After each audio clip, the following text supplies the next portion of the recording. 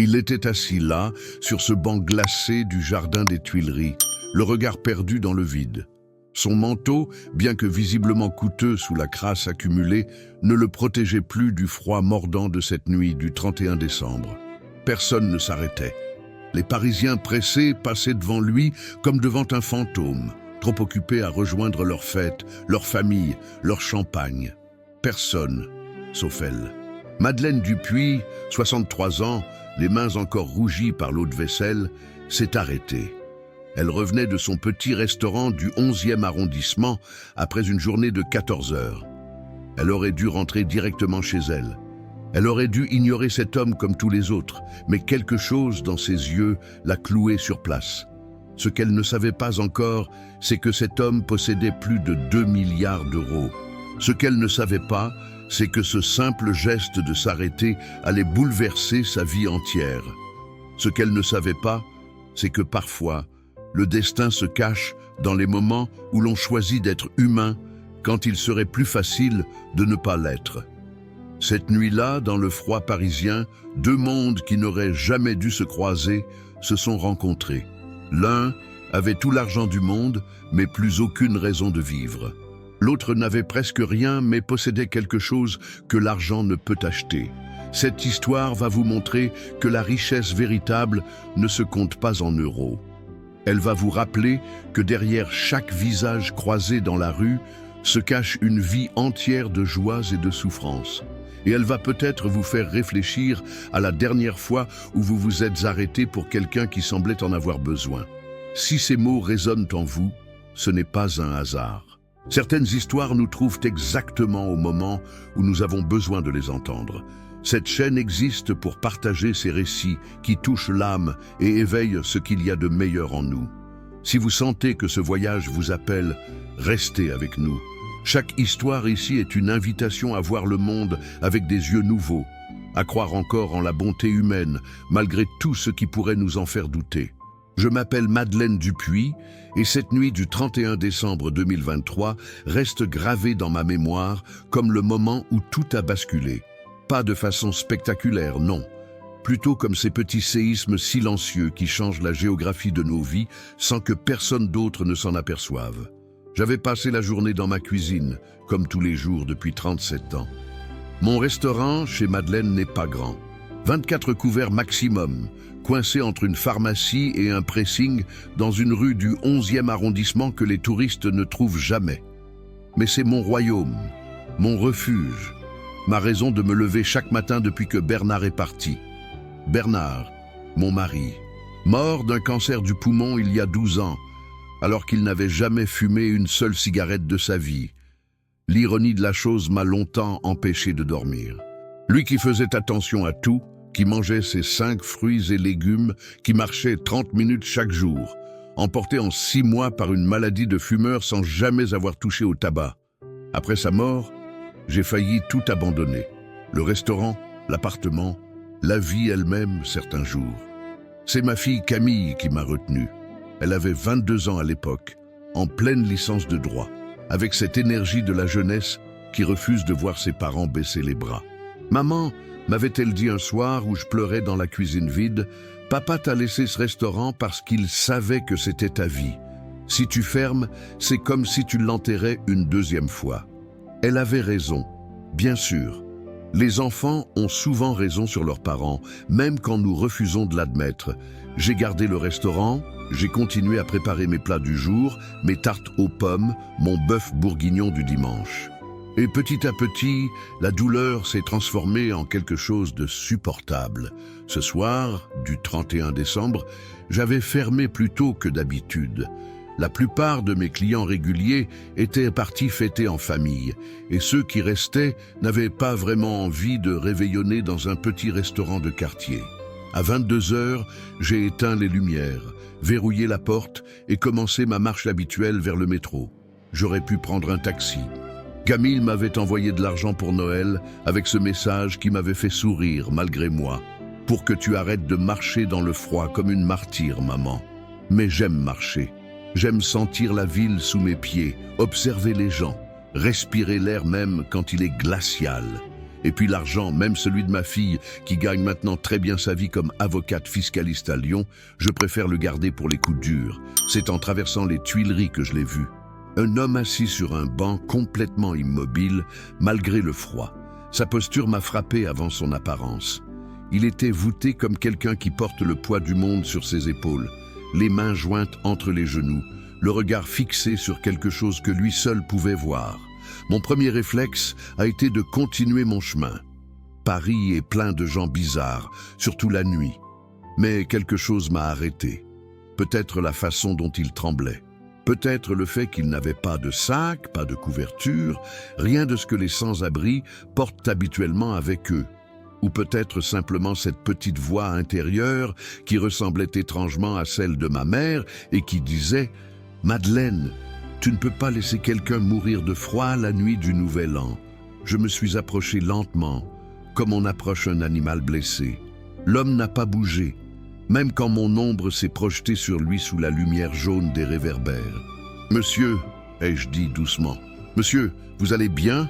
Il a levé la tête et j'ai vu ses yeux, des yeux gris, presque transparents, qui semblaient avoir pleuré récemment même si ses joues étaient sèches. Des yeux qui m'ont regardé avec une surprise totale, comme si personne ne lui avait adressé la parole depuis des années. « Pardon ?» Sa voix était rauque, celle de quelqu'un qui n'a pas parlé depuis longtemps. « Je vous demande si vous allez bien.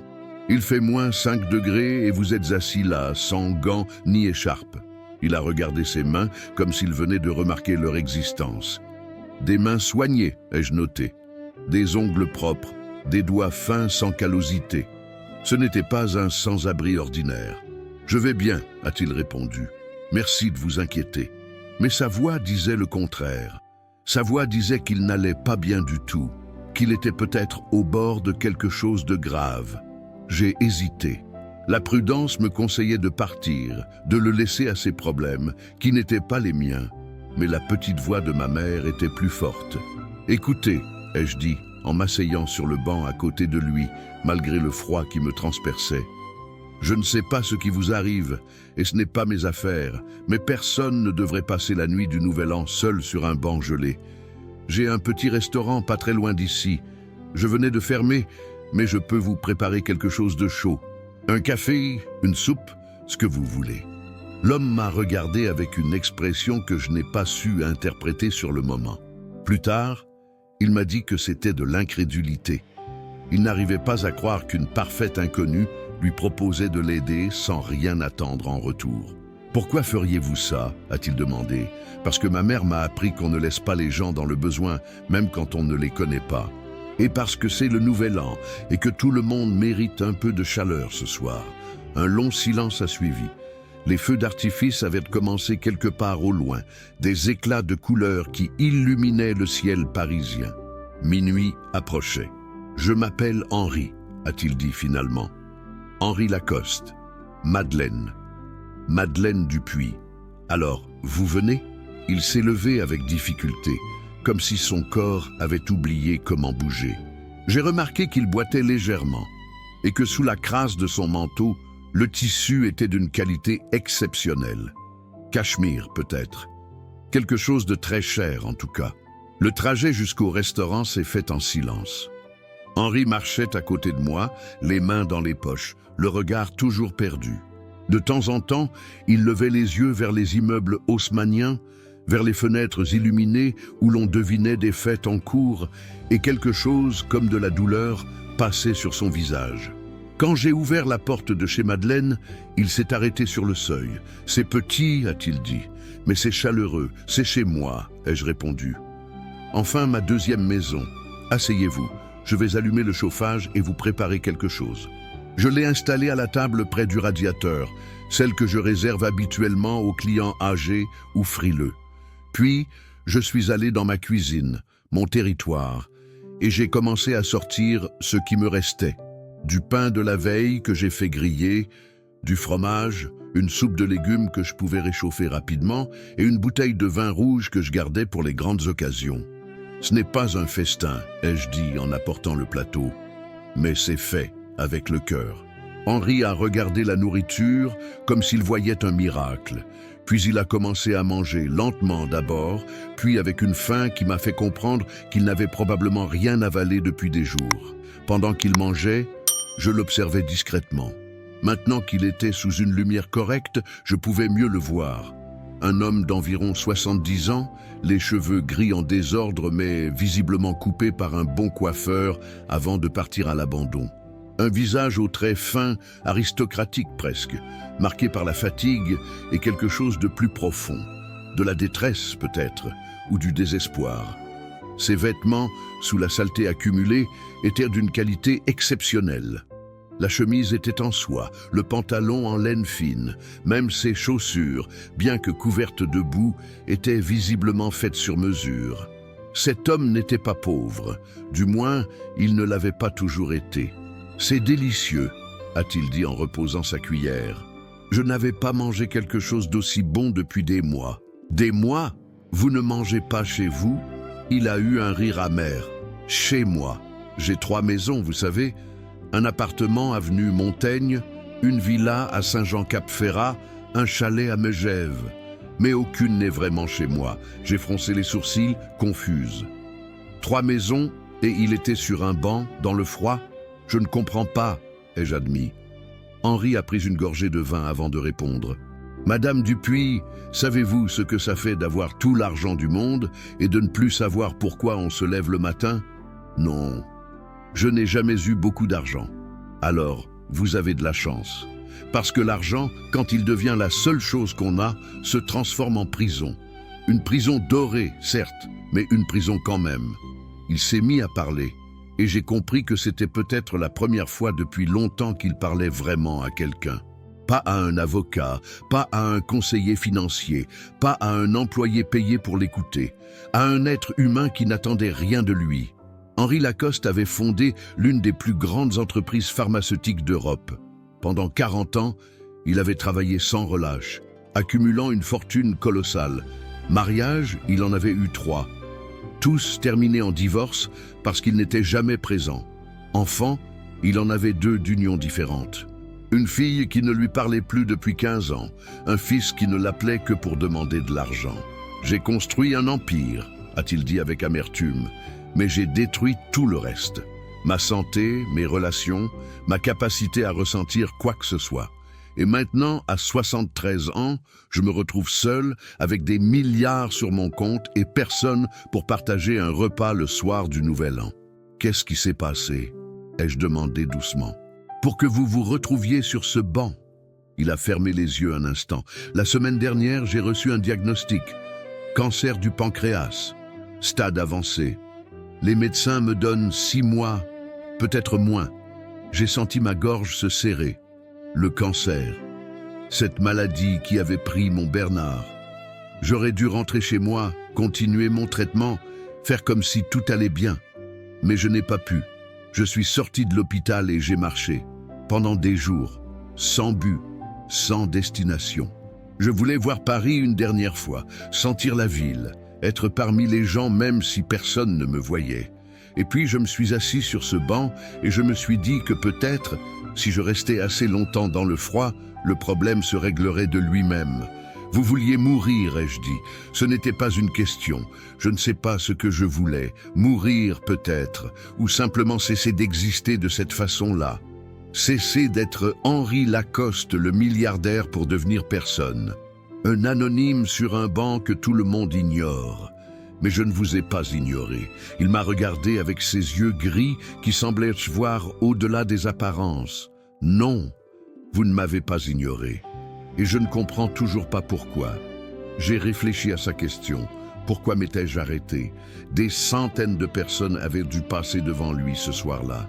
Des Parisiens pressés, des touristes excités, des fêtards en route vers leur réveillon. Pourquoi moi?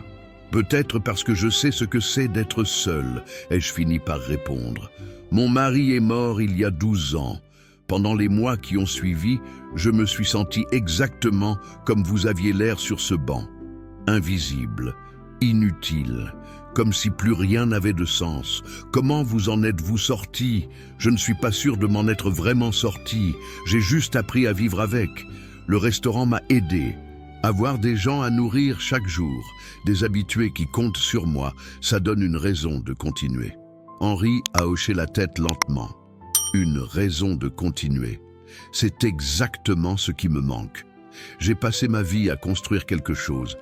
Et maintenant que c'est construit, je réalise que je n'ai jamais su pourquoi je le faisais. Pour l'argent? Au début, oui. J'ai grandi pauvre, vous savez, fils d'un ouvrier et d'une femme de ménage dans une cité de Marseille. L'argent pour moi, c'était la liberté, la possibilité d'échapper à cette vie-là. Mais quelque part en route, l'argent est devenu le but au lieu du moyen. Et quand on court après quelque chose toute sa vie sans jamais s'arrêter, on finit par oublier pourquoi on courait. Nous avons parlé jusqu'à 3 heures du matin. Henri m'a raconté sa vie, ses succès professionnels, ses échecs personnels. Il m'a parlé de sa fille Isabelle, qui lui avait dit qu'elle le haïssait lors de leur dernière conversation, de son fils Philippe, qui ne l'appelait que lorsqu'il avait des dettes à éponger. Il m'a parlé de ses 3 ex-femmes, toutes parties pour la même raison. Il n'était jamais là, même quand il était physiquement présent. Et moi, je lui ai parlé de Bernard, de nos 32 ans de mariage, de la façon dont nous avions monté le restaurant ensemble, de la nuit où il m'avait dit qu'il avait mal à l'estomac et où nous avions découvert que c'était bien plus grave. Je lui ai parlé de Camille, de ma fierté de mère, de ma tristesse de ne pas la voir plus souvent maintenant qu'elle vivait à Lyon. « Vous avez l'air d'avoir réussi votre vie », a dit Henri à un moment. « Une fille qui vous aime, un métier qui vous passionne, des souvenirs heureux avec votre mari. »« J'ai réussi certaines choses », ai-je répondu. « J'en ai raté d'autres. Camille me reproche de travailler trop, de ne pas prendre de vacances, de m'être enfermé dans le restaurant depuis la mort de Bernard. Elle dit que j'utilise le travail pour éviter de vivre. Et elle a raison, probablement. Mais c'est plus facile de cuisiner pour des inconnus que de faire face à une maison vide. » Henri a souri pour la première fois de la soirée. Un vrai sourire, pas celui qu'on affiche par politesse. Nous sommes pareils, finalement. 2 personnes qui fuient dans le travail parce que le reste fait trop mal. Le reste de la nuit s'est écoulé dans cette conversation étrange entre 2 inconnus qui n'auraient jamais dû se rencontrer. Quand le soleil a commencé à se lever sur Paris, teintant le ciel de rose et d'orange, Henri s'est levé. « Je devrais y aller. Je vous ai assez importuné pour cette nuit. Vous n'allez pas retourner sur ce banc ? » ?»« Non. Je ne sais pas encore où je vais, mais pas sur ce banc. » Il a sorti son portefeuille, un geste automatique, mais je l'ai arrêté. « Rangez ça. Je ne vous ai pas invité pour votre argent. Mais je dois vous rembourser pour le repas. Le repas était gratuit. C'est le nouvel an et vous aviez besoin de manger. » Il m'a regardé avec cette expression d'incrédulité que j'avais vue sur son visage la première fois, comme s'il ne pouvait pas concevoir qu'on puisse donner sans attendre quelque chose en retour. « Au moins, laissez-moi revenir vous voir, si vous le permettez. » J'ai hoché la tête. « Le restaurant est ouvert du mardi au samedi, midi et soir. Vous êtes le bienvenu quand vous voulez. Il y a des moments qui changent le cours d'une vie sans qu'on s'en rende compte sur le coup. Ce moment-là en était un, mais nous ne le savions pas encore. Parfois, les graines les plus importantes sont plantées dans le silence, et c'est seulement bien plus tard qu'on réalise l'ampleur de ce qui a commencé à germer. Restez avec nous pour découvrir comment cette simple nuit de générosité a transformé 2 existences de façon inattendue. Henri est revenu 3 jours plus tard, puis 1 semaine après, puis 2 fois par semaine, puis presque tous les jours. Il arrivait toujours à la même heure, vers 15 heures, quand le service du midi était terminé et que le restaurant était vide. Il s'installait à la même table, celle près du radiateur, et il restait jusqu'à ce que les premiers clients du soir commencent à arriver. Au début, nous parlions de choses légères, la météo, les actualités, les plats que je préparais. Puis les conversations sont devenues plus profondes. Henri me racontait des souvenirs de son enfance à Marseille, des anecdotes de sa carrière, des regrets qu'il n'avait jamais exprimés à personne. Et moi, je lui parlais de Bernard, de Camille, de mes propres peurs et espoirs. Les habitués du restaurant ont commencé à le remarquer. Monsieur Raymond, un retraité qui venait déjeuner chaque mardi depuis 15 ans, m'a pris à part un jour. « Dis donc, Madeleine, c'est qui ce type qui vient tout le temps? Il te fait la cour ou quoi ?» J'ai ri, gêné.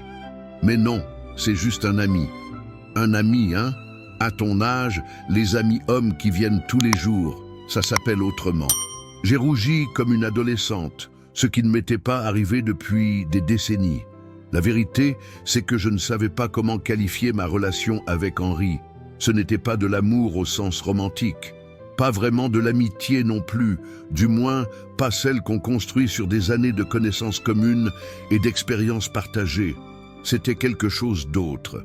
Une connexion née de la solitude de deux personnes qui avaient arrêté d'attendre quoi que ce soit de la vie et qui avaient trouvé, sans le chercher, une raison de regarder vers demain. Février est arrivé avec ses jours gris et ses averses glaciales. Henri avait repris son traitement contre le cancer. Il maigrissait, perdait ses cheveux, mais il venait quand même au restaurant.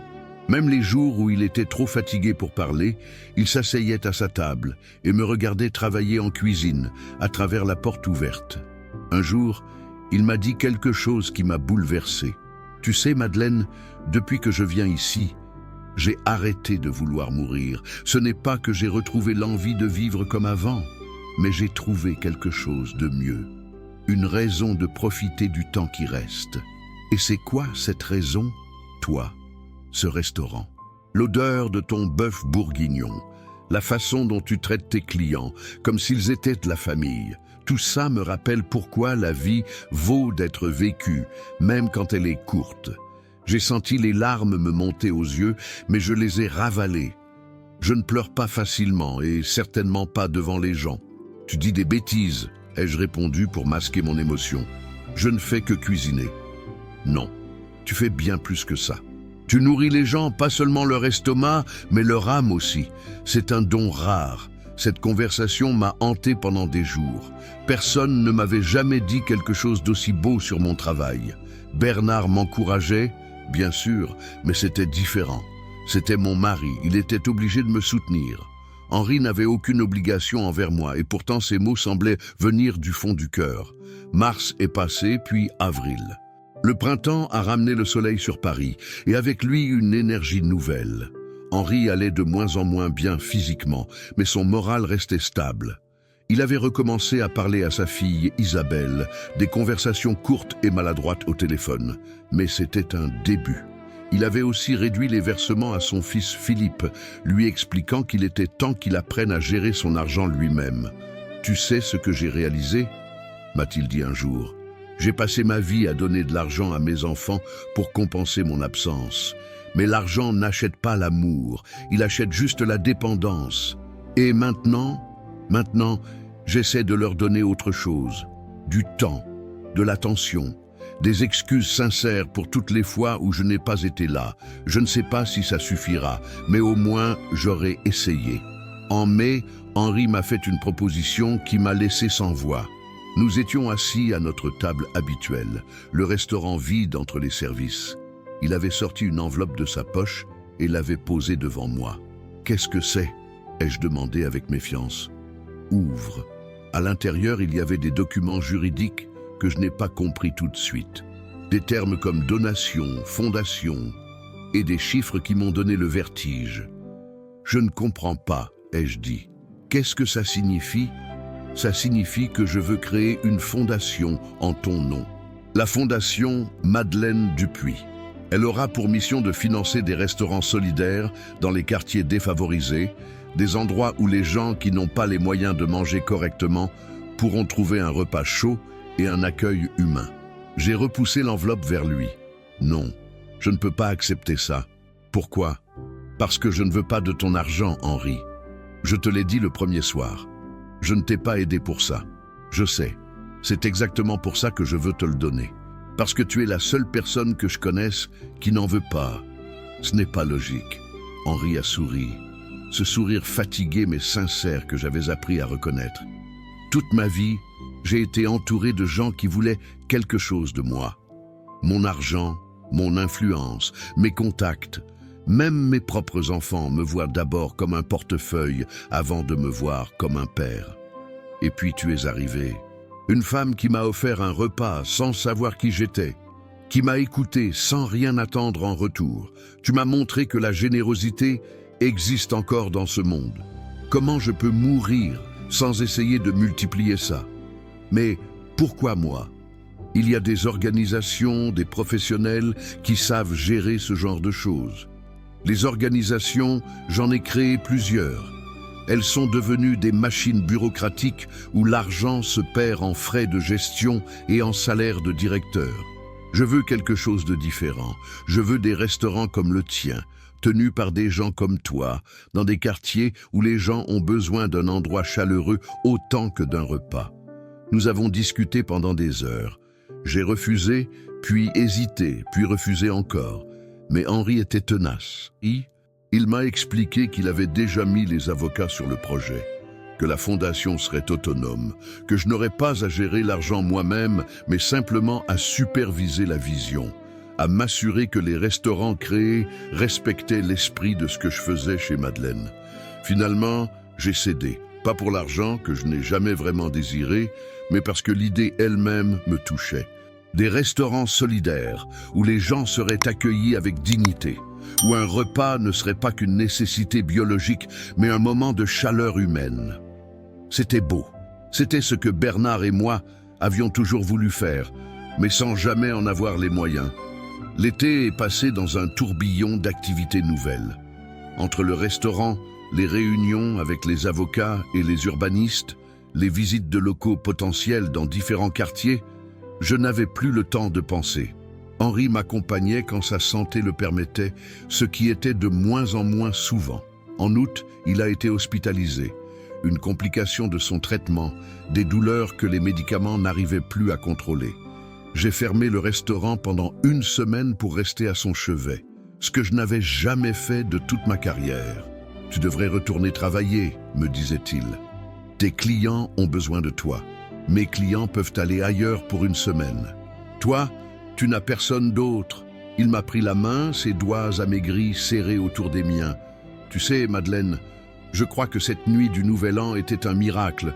Pas un miracle religieux, non. Un miracle humain. Le miracle de tomber sur la seule personne au monde capable de me sauver sans même essayer. Je ne t'ai pas sauvé, Henri. Tu t'es sauvé toi-même. Non, tu m'as donné une raison de vouloir être sauvé. C'est très différent.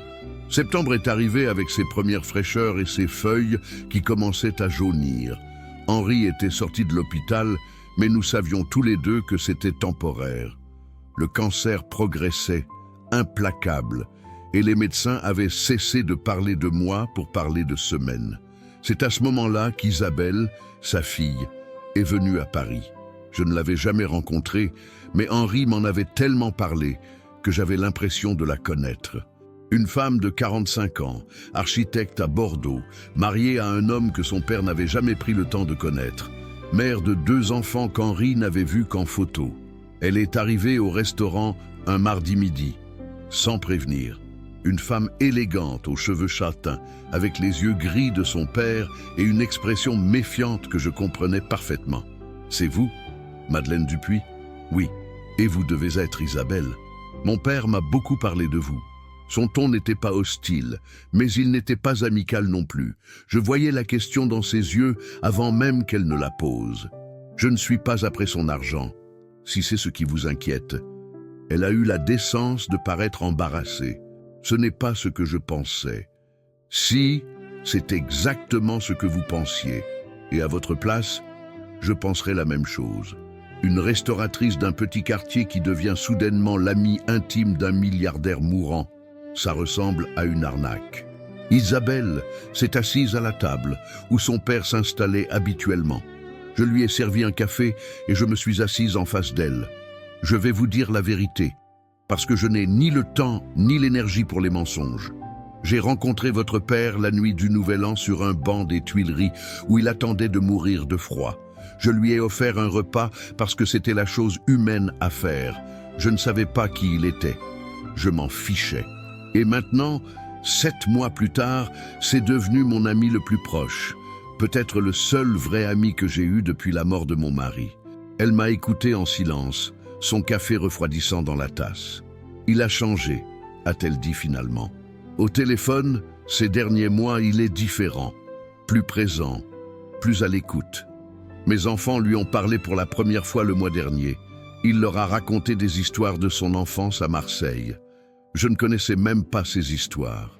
Votre père n'est pas un mauvais homme, Isabelle. Il s'est juste perdu en route. L'argent, le pouvoir, tout ça l'a coupé de ce qui comptait vraiment. Je sais. Elle a essuyé une larme qu'elle essayait de cacher. Pendant des années, je l'ai détesté. Je me disais qu'il avait choisi son entreprise plutôt que nous, que l'argent était plus important que sa famille.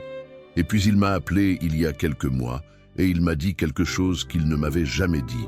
Il m'a dit qu'il était désolé. Vraiment désolé. Pas une excuse rapide pour passer à autre chose, mais des excuses qui venaient du cœur. Et vous l'avez pardonné? Je suis en train d'essayer. C'est pour ça que je suis là. Cette conversation a marqué le début d'une réconciliation que je n'aurais jamais osé espérer. Isabelle est restée à Paris pendant 2 semaines. Elle venait chaque jour voir son père à l'appartement qu'il avait loué près du restaurant, refusant de retourner dans son grand appartement avenue Montaigne. Elle amenait parfois ses enfants par visioconférence, et je voyais Henri rayonner malgré sa fatigue. Un soir, alors qu'Isabelle et moi partagions un verre de vin après le service, elle m'a dit quelque chose qui m'a profondément touché. « Vous savez, Madeleine, je suis venu ici en m'attendant à détester la femme qui avait pris la place de ma mère dans la vie de mon père. Mais vous n'êtes pas ça du tout. Vous êtes la personne qui lui a permis de redevenir le père que j'aurais voulu avoir toute ma vie. Parfois, les liens les plus profonds se créent dans les circonstances les plus inattendues. Cette vérité s'applique aux relations comme aux transformations personnelles. Chacun de nous porte en lui la capacité de changer, de pardonner, de recommencer. Si cette histoire vous touche, c'est peut-être parce qu'elle reflète quelque chose que vous portez vous aussi en vous. Octobre a été le mois le plus difficile. Henri déclinait rapidement. Il ne pouvait plus marcher sans aide, ne mangeait presque plus, passait la plupart de ses journées à dormir. Mais dans ces moments de lucidité, il restait lui-même, curieux, attentif, reconnaissant pour chaque instant. La fondation avait officiellement été créée. Le premier restaurant solidaire, baptisé le Banc des Tuileries en référence à notre rencontre, ouvrirait ses portes en janvier dans le 18e arrondissement. Henri avait insisté pour voir les plans, pour donner son avis sur la décoration, pour s'assurer que l'esprit qu'il voulait insuffler serait respecté. Un soir, alors que je lui tenais compagnie dans sa chambre pendant qu'Isabelle était partie se reposer, il m'a demandé quelque chose d'inattendu. « Madeleine, tu crois en Dieu ?» J'ai réfléchi avant de répondre. Je crois en quelque chose. Pas forcément le Dieu des églises, mais quelque chose de plus grand que nous. Une force qui fait que les bonnes actions finissent par avoir un sens, même quand on ne le voit pas tout de suite. Tu crois que ce qu'on a vécu ensemble était prévu? Que je devais me retrouver sur ce banc exactement quand tu passais? Je ne sais pas, Henri. Ce que je sais, c'est que j'aurais pu ne pas m'arrêter, j'aurais pu continuer mon chemin comme tous les autres, mais quelque chose m'a poussé vers toi cette nuit-là. Appelle ça le destin, la providence, ou simplement la chance. Le résultat est le même. Il a fermé les yeux, un léger sourire sur ses lèvres amaigries. Je préfère croire que c'était prévu. Ça donne un sens à tout ça. Ça veut dire que même mes pires erreurs m'ont conduit vers ce moment, vers toi. Les jours suivants ont été un flou de visites médicales, de décisions difficiles, de moments de tendresse volés entre 2 crises. Philippe, le fils d'Henri, est finalement venu de Londres où il vivait. La réconciliation avec lui a été plus difficile qu'avec Isabelle. Il y avait trop de rancœur accumulée, trop d'années de relations transactionnelles. Mais Henri a fait de son mieux. Et Philippe, malgré sa maladresse, semblait sincèrement touché de voir son père ainsi transformé. Le 28 octobre, à 3 heures du matin, Henri m'a fait appeler. Isabelle et Philippe étaient là aussi, réunis pour la première fois depuis des années au chevet de leur père. Il m'a pris la main et m'a regardé avec ses yeux gris qui m'avaient frappé la première nuit. « Merci Madeleine, pour tout. Tu m'as montré ce que j'aurais dû voir depuis le début, que la vraie richesse, c'est ça. » Il a regardé ses enfants, puis est revenu vers moi. « C'est vous, c'est ce moment.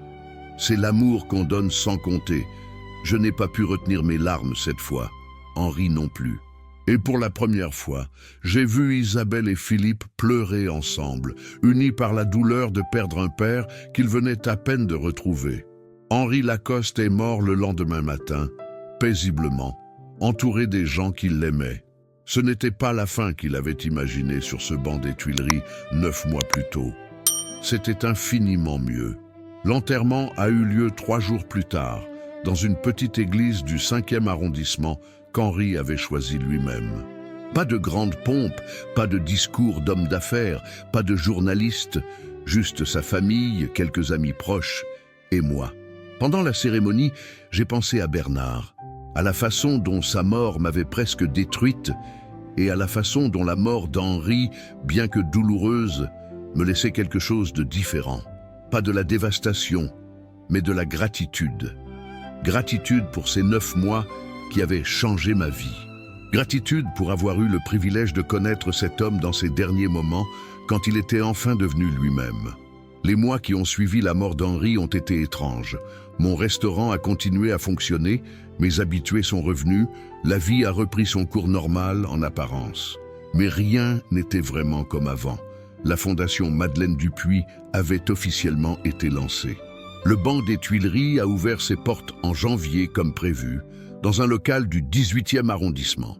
C'était un restaurant simple, chaleureux, où les gens pouvaient payer ce qu'ils voulaient, y compris rien du tout. Les bénévoles et quelques employés rémunérés servirent des repas préparés avec amour, selon des recettes que j'avais moi-même contribué à créer. Le succès a été immédiat. En quelques semaines, le restaurant était plein chaque jour. Des gens de tous horizons venaient y manger. Des sans-abri, bien sûr, mais aussi des étudiants fauchés, des retraités isolés, des familles en difficulté. Et ce qui me touchait le plus, c'était l'atmosphère. Les gens ne venaient pas seulement pour manger. Ils venaient pour parler, pour se sentir accueillis, pour appartenir à quelque chose. Isabelle était devenue une amie proche. Elle venait à Paris régulièrement, parfois avec ses enfants qui m'appelaient Mamie Madeleine et qui adoraient m'aider en cuisine. Philippe aussi avait changé. La mort de son père l'avait secoué profondément et il s'était impliqué dans la fondation avec une énergie que personne n'aurait soupçonnée. Un soir de mars, alors que je fermais le restaurant après une longue journée, j'ai trouvé une enveloppe glissée sous la porte. À l'intérieur, il y avait une lettre écrite de la main d'Henri. Elle était datée du mois d'octobre, quelques semaines avant sa mort. « Ma chère Madeleine », commençait la lettre, « si tu lis ces mots, c'est que je suis parti. J'espère que la fin a été paisible et que tu n'as pas trop pleuré. Tu as assez pleuré dans ta vie. Je voulais te dire certaines choses que je n'ai jamais osé dire de vive voix. D'abord, merci. Ce mot est ridiculeusement insuffisant pour exprimer ce que je ressens, mais c'est le seul que j'ai. Tu m'as sauvé la vie cette nuit du Nouvel An, même si techniquement je suis mort quelques mois plus tard. Tu m'as donné 9 mois de vraie vie, 9 mois où j'ai appris ce que ça signifiait d'être humain, d'aimer sans condition, de donner sans attendre. Ensuite, je voulais te demander pardon. Pardon de t'avoir menti au début sur qui j'étais. Pardon de t'avoir imposé toute cette histoire de fondation, alors que tu n'avais rien demandé. Pardon si, d'une façon ou d'une autre, je t'ai compliqué la vie. Enfin, je voulais te dire une chose importante. Ne fais pas comme moi. Ne laisse pas le travail remplacer la vie. Ferme le restaurant de temps en temps. Va voir ta fille à Lyon. Prends des vacances. Le monde ne s'effondrera pas si chez Madeleine est fermé pendant 1 semaine. Tu as le droit d'être heureuse, Madeleine. Tu as le droit de vivre pour toi, pas seulement pour les autres.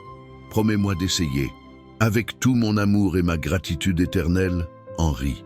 J'ai relu cette lettre plusieurs fois, les larmes coulant sur mes joues. Puis j'ai fait quelque chose que je n'avais pas fait depuis la mort de Bernard. J'ai décroché le téléphone et j'ai appelé Camille. « Ma chérie, j'ai quelque chose à te dire. Je vais prendre des vacances. Ça te dit que je vienne te voir à Lyon le mois prochain ?» Le silence à l'autre bout du fil a duré plusieurs secondes. Puis la voix de ma fille, incrédule mais heureuse. « Maman, tu vas vraiment prendre des vacances? Qu'est-ce qui s'est passé ?» J'ai souri à travers mes larmes. « Une longue histoire, ma chérie. Je te raconterai quand je serai là. 2 ans ont passé depuis cette nuit du Nouvel An où j'ai croisé Henri Lacoste sur un banc des Tuileries. 2 ans qui ont transformé ma vie d'une façon que je n'aurais jamais pu imaginer. La Fondation Madeleine Dupuy compte maintenant 7 restaurants solidaires en France. Paris, Lyon, Marseille, Bordeaux, Lille, Nantes et Toulouse. Chacun porte un nom différent, chacun a sa propre identité, mais tous partagent la même philosophie. Accueillir les gens avec dignité, nourrir leurs corps et leur âme, créer des communautés où personne ne se sent seul. Je ne dirige plus la Fondation au quotidien. Isabelle a pris le relais, avec l'aide d'une équipe formidable. Mon rôle est devenu celui de marraine, de gardienne de l'esprit originel. Je visite les restaurants, je forme les équipes, je m'assure que l'accueil reste chaleureux et sincère. Mais je n'ai plus besoin d'être partout à la fois. Chez Madeleine existe toujours, bien sûr. C'est mon restaurant, ma maison, ma raison de me lever chaque matin. Mais j'ai appris à déléguer, à faire confiance. Carmela, mon ancienne aide de cuisine, est maintenant ma partenaire. Elle gère le restaurant 3 jours par semaine, ce qui me permet de prendre du temps pour moi. Et ce temps, je l'utilise vraiment. Je vais voir Camille à Lyon au moins 1 fois par mois. J'ai rencontré son compagnon, un homme gentil qu'elle avait peur de me présenter parce qu'elle pensait que je le jugerais. Je ne l'ai pas jugé. J'ai juste été heureuse de voir ma fille heureuse. J'ai même pris des vacances, de vraies vacances, pas juste un week-end prolongé. Isabelle m'a invité dans la villa de son père à Saint-Jean-Cap-Ferrat, celle qu'elle a décidé de garder après la succession. 3 semaines au soleil, à ne rien faire d'autre que lire, nager et penser. Pendant ces vacances, j'ai beaucoup pensé à Henri, à ce qu'il m'avait appris, souvent sans le vouloir. La richesse ne se mesure pas en euros. La générosité n'attend rien en retour. Il n'est jamais trop tard pour changer, pour pardonner, pour recommencer. Et parfois, les plus beaux cadeaux de la vie viennent de parfaits inconnus qu'on croise par hasard sur un banc gelé. Je pense aussi à tous les gens que j'ai rencontrés grâce à la Fondation.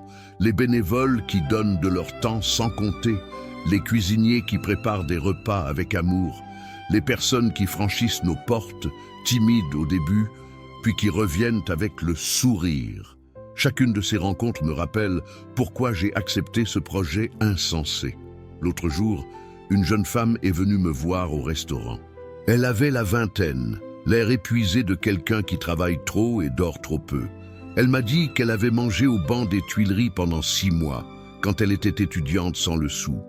Ces repas gratuits lui avaient permis de tenir, de finir ses études, de décrocher son diplôme. Maintenant, elle était infirmière et elle voulait me remercier. « Je n'ai fait que servir des repas », lui ai-je dit. « Non », a-t-elle répondu. « Vous avez fait bien plus. Vous m'avez montré que des inconnus pouvaient se soucier de moi quand ma propre famille m'avait abandonné. Ça m'a donné envie de prendre soin des autres à mon tour. C'est ça, l'héritage d'Henri Lacoste. Pas les milliards qu'il a laissés, pas les entreprises qu'il a construites, mais cette chaîne de générosité qui se propage de personne en personne, ce cercle vertueux où un acte de bonté en engendre un autre. Je ne sais pas combien de temps il me reste. À 65 ans, la question commence à se poser, même si je me sens en pleine forme. Mais je sais une chose, quand mon heure viendra, je partirai en paix, parce que j'aurai vécu, vraiment vécu. Pas seulement exister dans l'attente de quelque chose qui ne venait jamais, mais vécu chaque jour comme un cadeau. Et tout ça grâce à une nuit du Nouvel An où j'ai décidé de m'arrêter pour un inconnu sur un banc. Parfois, je me demande ce qui serait arrivé si j'avais continué mon chemin ce soir-là. Si j'avais fait comme tous les autres et ignoré cet homme qui semblait vouloir disparaître, Henri serait probablement mort cette nuit-là, seul et oublié. Et moi, j'aurais continué ma petite vie routinière sans jamais savoir ce que j'avais manqué. Mais je me suis arrêté. Et cet arrêt a tout changé. Alors voilà le message que je veux transmettre à ceux qui écoutent cette histoire. Arrêtez-vous. Quand vous voyez quelqu'un qui a besoin d'aide, quand vous sentez que vous pouvez faire une différence, arrêtez-vous. Ça ne coûte rien, ou si peu. Mais ça peut changer une vie, 2 vies, des centaines de vies, peut-être. La générosité n'est pas réservée aux riches. Elle n'est pas réservée aux saints ou aux héros. Elle est à la portée de chacun d'entre nous, à chaque instant. Il suffit de choisir de voir les autres, vraiment les voir, et d'agir en conséquence. Henri Lacoste avait tout l'argent du monde, mais il a fallu qu'une simple restauratrice lui offre un bol de soupe pour qu'il retrouve sa raison de vivre. Et moi, je n'avais presque rien, mais j'ai trouvé dans cette rencontre une richesse que je n'aurais jamais imaginée. C'est ça, la vraie magie de la vie. Elle se cache dans les moments les plus ordinaires, dans les gestes les plus simples, dans les rencontres les plus improbables. Il suffit d'ouvrir les yeux et le cœur pour la voir. Si cette histoire a éveillé quelque chose en vous, si elle vous a fait réfléchir à la façon dont vous pourriez, vous aussi, faire une différence dans la vie de quelqu'un, alors elle aura accompli son but. Nous portons tous en nous la capacité de transformer une vie par un simple acte de bonté. La question n'est pas de savoir si nous en sommes capables, mais si nous choisissons de le faire. En suivant cette chaîne, vous rejoignez une communauté de personnes qui croient encore en la beauté des gestes simples et en la puissance des connexions humaines authentiques. Votre présence ici compte, votre attention compte, et peut-être que demain, grâce à cette histoire, vous serez celui ou celle qui s'arrête pour quelqu'un qui en a besoin. C'est ainsi que le monde change, un cœur à la fois, une histoire à la fois.